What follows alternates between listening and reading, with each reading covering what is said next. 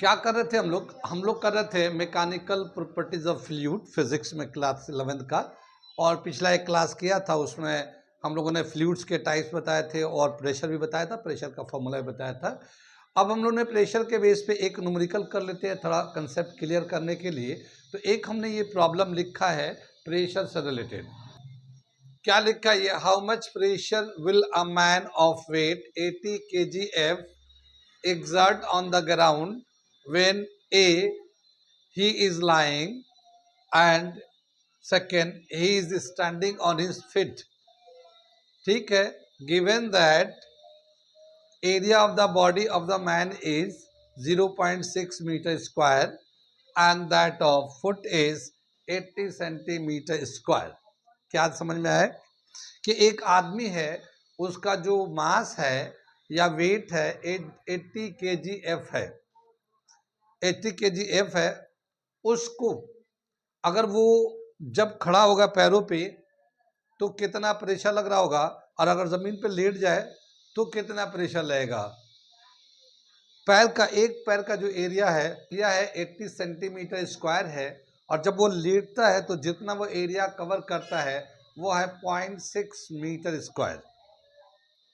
ठीक है, तो बताना प्रेशर कितना होगा।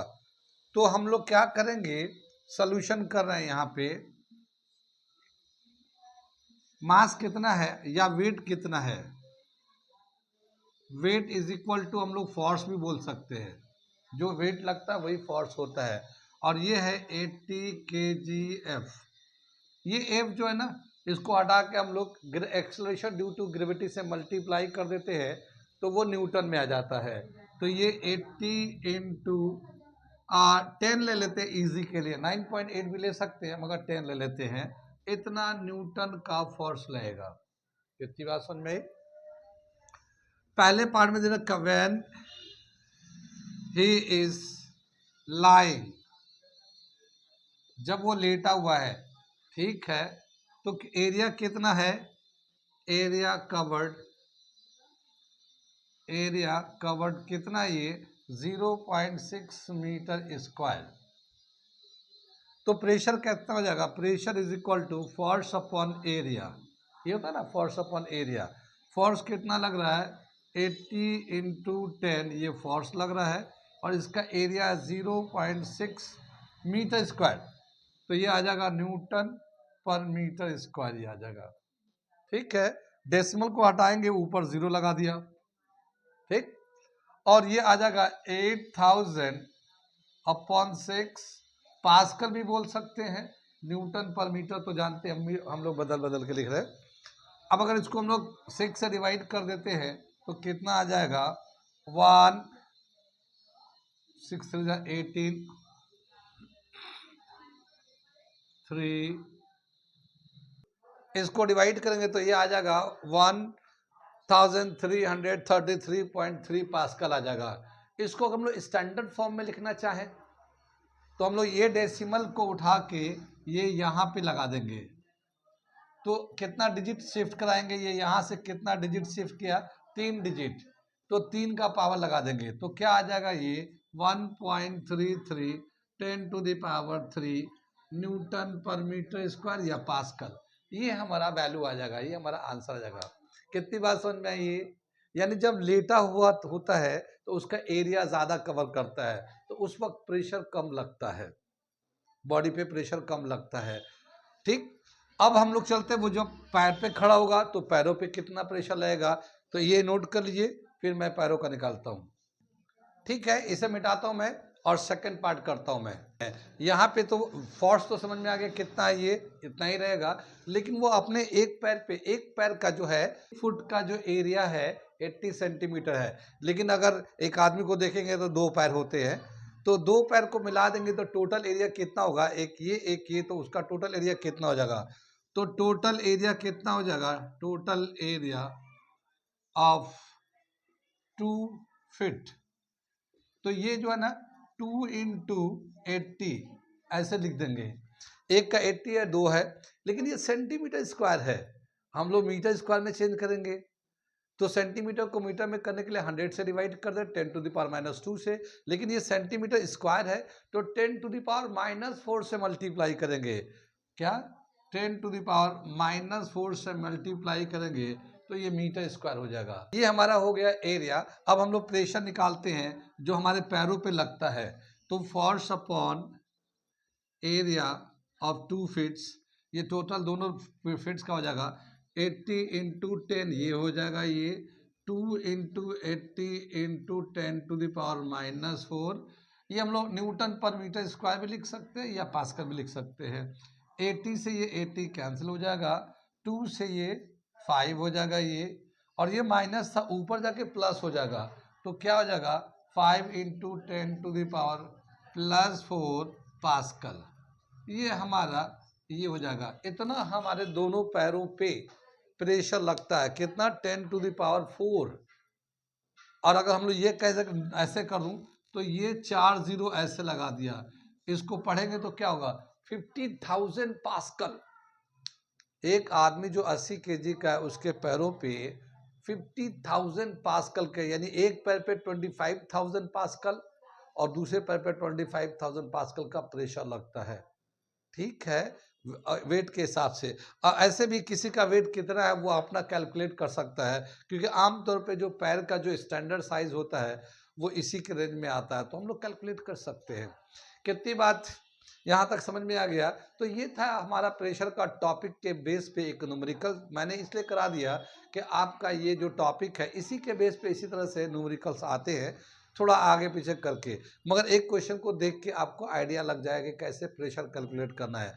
प्रेशर कैलकुलेट करने के भी हो सकता है एरिया कैलकुलेट करना हो तो प्रेशर का वैल्यू दिया होगा, फोर्स का वैल्यू दिया होगा, या फोर्स कैलकुलेट करना हो तो प्रेशर का एरिया का दिया होगा, उससे मल्टीप्लाई करके निकाल लो। तो इसमें किसी का भी निकाल सकते हैं, ये इस तरीके से। ठीक, अब आगे चलते हैं, यहाँ से अगला टॉपिक पढ़ने जा रहे हैं हम लोग। अगला टॉपिक दे रखा है पास्कल लॉ। ठीक, तो पास्कल लॉ करने जा रहे हैं, इसे मैं मिटा दे रहा हूं, नोट कर लीजिए आप लोग। तो आगे कर तुम लोग पास्कल लॉ। पास्कल लॉ का नाम तो सुना ही होगा। क्या बताया पास्कल लॉ ने कि मान लो एक इंक्लोज्ड वाटर टैंक है, एक टैंक है जिसमें पानी लिया गया है या कोई भी फ्लूइड कोई भी लिक्विड लिया गया है, और अगर उस पे किसी भी एक जगह से प्रेशर को जनरेट करें या प्रेशर को डेवलप करें, तो वो जो प्रेशर है पूरे लिक्विड में यूनिफॉर्म स्प्रेड हो जाता है, यूनिफॉर्म डिस्ट्रीब्यूट हो जाता है, पूरे लिक्विड में यूनिफॉर्मली डिस्ट्रीब्यूट हो जाता है वो प्रेशर। उसको मैं स्टेटमेंट को पास्कल लॉ के स्टेटमेंट के फॉर्म में लिख दे रहा हूं आपको। ठीक है, ये है हमारा पास्कल लॉ का डेफिनेशन।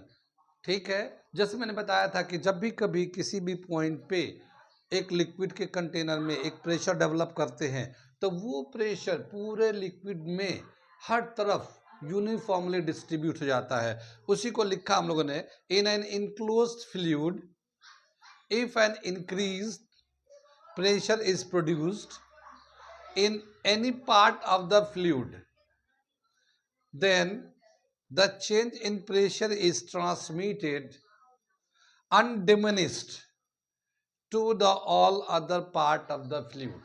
यानी एक इनक्लोज कंटेनर में अगर किसी एक जगह प्रेशर को प्रोड्यूस करते हैं तो वो जो प्रेशर है पूरे लिक्विड में चारों तरफ हर तरफ अनडिमिनिस्ड मतलब इक्वली डिस्ट्रीब्यूट हो जाता है।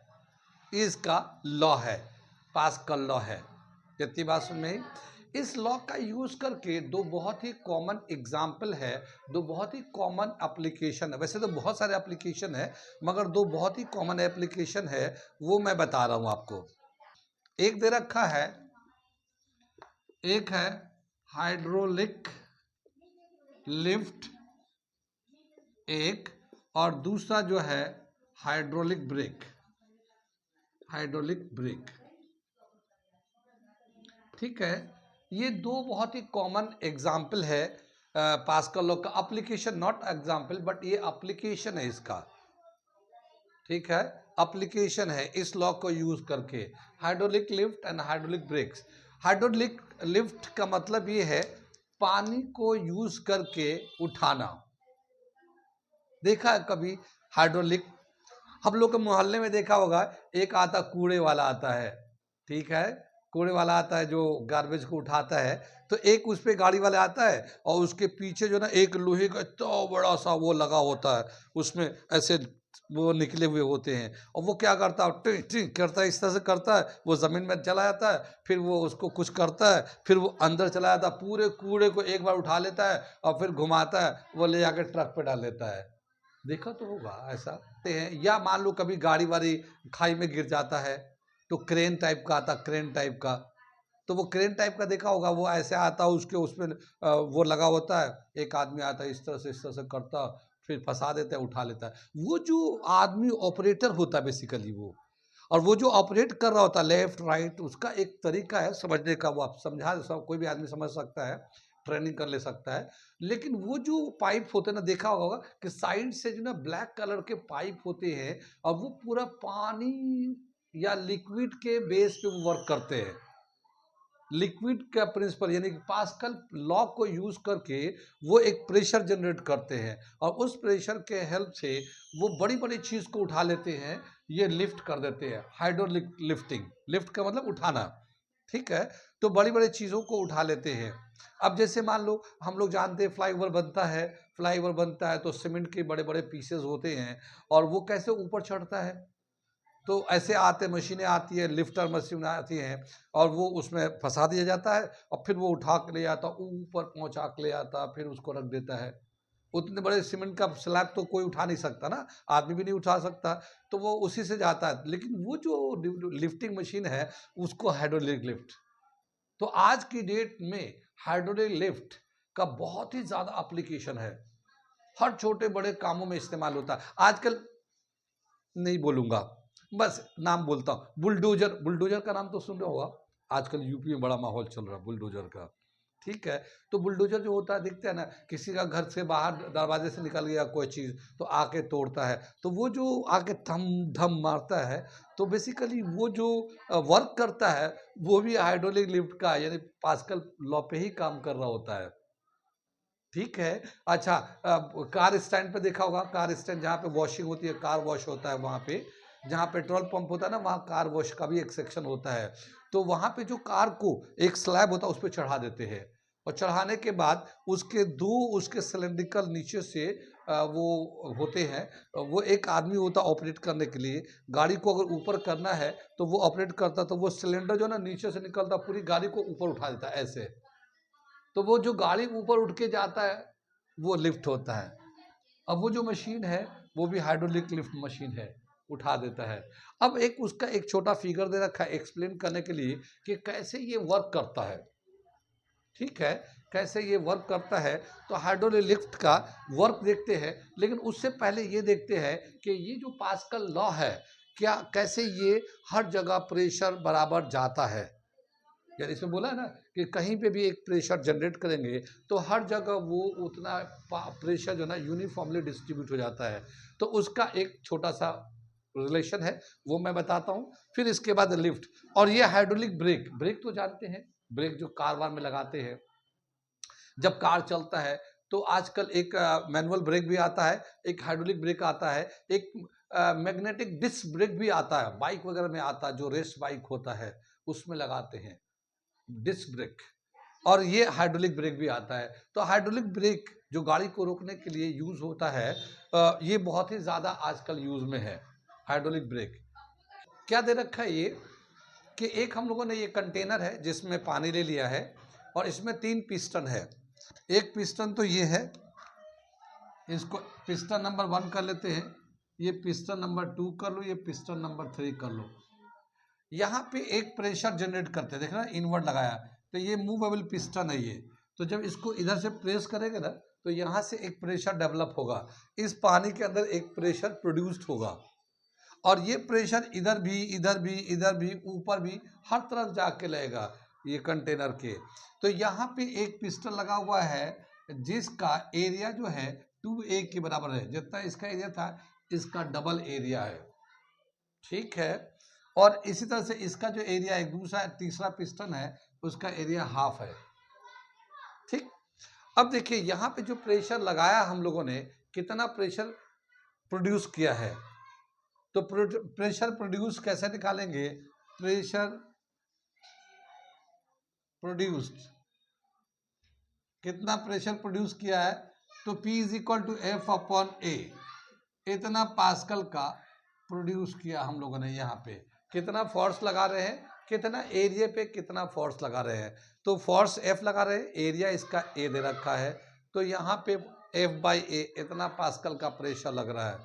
कितनी बात समझ में आई? अब बताया कि यहाँ सेकेंड नंबर पिस्टन पे जाके देखते हैं कि यहाँ पे कितना प्रेशर लग रहा है। ठीक है, लेकिन इसका पिस्टन का जो एरिया है इसका डबल एरिया है, इस वाले पिस्टन के एरिया से इसका एरिया डबल है, तो यहाँ पे कितना प्रेशर लगेगा? यहाँ पे जो प्रेशर लगेगा, pressure produced in piston two क्या आ जाएगा ये प्रेशर का? तो ये फोर्स अपॉन एरिया, यहाँ पे कितना फोर्स लगा, कितना एरिया है, तो यहाँ पे जो फोर्स लगा 2F हो गया और एरिया भी 2A है, तो ये कैंसिल होकर F अपॉन ए, यहाँ पे भी उतना ही लगा जितना पहले लग रहा था। ठीक है, और ऐसे ही थर्ड वाला पिस्टन पे देखते हैं, प्रेशर प्रोड्यूस्ड इन थर्ड कितना आ जाएगा? फोर्स अपॉन एरिया, लेकिन यहाँ पे जो फोर्स लग रहा है F/2 लग रहा है और एरिया कितना है? A/2 है। ठीक है, तो 2 से 2 कैंसिल होगा, F अपॉन ए, तो यहाँ पे भी उतना ही प्रेशर लग रहा है। तो पास्कल लॉ के अकॉर्डिंग क्या बताया था कि जो प्रेशर एक जगह लगेगा वही प्रेशर हर जगह पूरे लिक्विड के कहीं पे भी जाओ उतना प्रेशर हर जगह लगेगा। कितनी बात सुन रही? ये भी F/A है, ये भी F/A है, ये भी F/A है। हालांकि इसका साइज जो ना, पिस्टन का साइज और पिस्टन पे फोर्स अलग अलग था, लेकिन जब रेशियो निकालेंगे तो वो सेम इतना ही आ जाएगा। तो क्या बताया कि pressure is same in all point, pressure is same in all points inside the liquid। ठीक है ना, ये हर जगह प्रेशर सेम आएगा लिक्विड के अंदर। तो ये एक तरीका था, ये डायग्राम हमने अलग तरीके से बनाया है, कुछ बुक में अलग तरीके से रखा, हमने इसको अलग तरीके से बनाया है, क्यूबाइडल बनाकर उसके बाद दिखाया है। ऐसा ही पिस्टन बनता है, तो ये ठीक है, इसको इससे समझ सकते हैं। ठीक है ना, यहाँ पे प्रेशर इनवर्ड लगाया गया, यहाँ से इन से आउटवर्ड लग रहा है, तो पिस्टन ऊपर की तरफ मूव करेगा, यहाँ पे पिस्टन ऊपर के आउटवर्ड डायरेक्शन में मूव करेगा। ठीक है, कितनी बात समझ में आई? तो ऐसा नोट कर लिए, ये हमने वेरीफाई कर दिया, प्रूफ कर दिया कि प्रेशर जो है ना हर जगह इक्वल लगता है। अब देखते हैं कि इसका एप्लीकेशन जो हम लोगों ने बताया था कि हाइड्रोलिक लिफ्ट में यूज़ होता है, हाइड्रोलिक ब्रेक में यूज़ होता है। तो हाइड्रोलिक लिफ्ट में कैसे ये प्रिंसिपल काम करता है उसे हम लोग बता रहे हैं। ठीक, ये था हमारा पास्कल लॉ का proof, experimental verification of pascal law, इसको ऐसे भी बोलते हैं, experimental verification of pascal law, experimental verification of pascal law, ये भी हम लोग कहते हैं इसको। ठीक है, आगे हम लोग एप्लीकेशन में करते हैं हम लोग। ये हाइड्रोलिक लिफ्ट को समझाने के लिए ये एक हम लोगों ने स्ट्रक्चर लिया है, ये दो आर्म है, एक आर्म तो ये है और दूसरा आर्म ये है, मगर ये बड़ा है, ये चौड़ा है काफ़ी इसका, और ये पतला सा है। ये ऑपरेटिंग आर्म भी कहलाता है, यानी जहाँ से हम लोग प्रेशर लगाते हैं। जैसे कार वॉश जहाँ पे होता है वहाँ पे देखा होगा कि एक छोटे से कमरे में एक ऑपरेटिंग मशीन होता है, वहाँ से जाकर दबाते हैं ना तो पूरी कार जो ना उड़ जाती है। तो कार जहाँ पे उड़ता है वो अलग एक सेक्शन है, और जहाँ पे प्रेशर ऑपरेट किया जाता है वो छोटा सेक्शन होता है। तो ये ऑपरेटिंग सेक्शन है, और ये जहाँ पे कार या कोई चीज़ को उठाना हो वो उस पर लगा दिया, और ये पानी के साथ इस तरह से कनेक्ट है। हम लोग क्या करते हैं, यहाँ से एक प्रेशर डेवलप करेंगे, छोटा सा हल्का सा प्रेशर डेवलप करेंगे, ये यूनिफॉर्मली ये डिस्ट्रीब्यूट हो जाएगा पास्कल लॉ के हिसाब से, और ये प्रेशर यहाँ से नीचे से लगने लगेगा। तो ये पिस्टन जो ना ऊपर की तरफ मूव करेगा, और इस पे कोई भी चीज़ रखा होगा ये सब के सब ऊपर की तरफ जाएगा ये। ठीक है ना, सबके सब ऊपर की तरफ जाएगा। तो इस तरीके से ये अपवर्ड मूवमेंट करता है।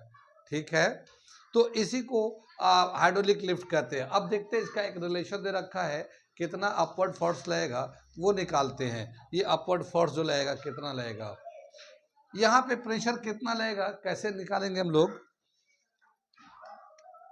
यहाँ पे इसको हम लोग फर्स्ट आर्म कर लेते हैं, सेकेंड आर्म कर लेते हैं। Pressure applied P is equal to F upon A, इतना तो हम लोग ने प्रेशर लगा दिया यहाँ पे, और ये प्रेशर पूरे लिक्विड में यूनिफॉर्मली डिस्ट्रीब्यूट हो जाएगा, तो यहाँ पे भी जाके लगेगा। ठीक है, अब यहाँ पे कितना फोर्स लगेगा, यहाँ पे अगर फोर्स निकालना चाहें तो force on second piston, force on second piston, piston 2,